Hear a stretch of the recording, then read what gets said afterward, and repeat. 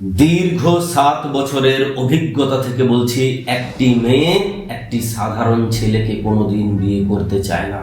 তারা নায়কের চাইতে খলনায়ককে বেশি পছন্দ করে।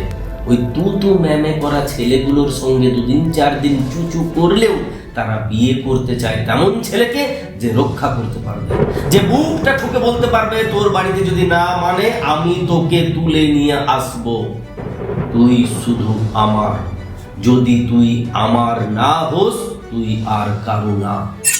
এই রকম ছেলেকে জীবন সঙ্গী হিসেবে পেতে চায়। প্রতিরক্ষার গল্পটা প্রত্যেকটা মেয়ের মাথায় ঘোরে। আর যে ছেলেটা আমি তোমাকে ছাড়া বাঁচবো না, আমি তোমাকে ছাড়া মরে যাবো, তুমি প্লিজ অমন করো না গো, আমি তো ভালোবাসে না, ঘেন্না করে, ঘেন্না।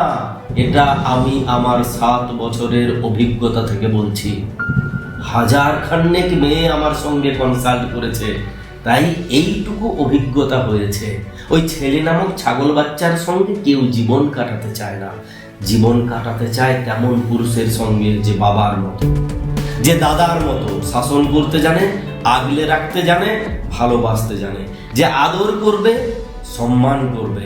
আর যদি কেউ সম্মানের পরিবর্তে অসম্মান করে তার হাতটা মুচড়ে ধরবে। প্রত্যেকটা মেয়ে এমন পুরুষ চায়। আর ওই ছেলে ভোলানো খেলাগুলো 2-4 দিন সব মেয়েরাই খেলে যায়। তাই ছেলে খেলা ছেড়ে দিয়ে পুরুষ হও।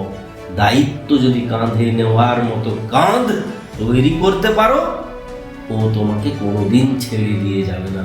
নতুবা তুমি যাই করে নিয়ে যাও, ও তোমার সঙ্গে রইবে না।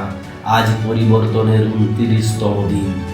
ওই ছেলে ভোলানো গল্প ছেড়ে যদি পুরুষ হতে পারো, তাহলে প্রেমটা পথে মারা যাবে না।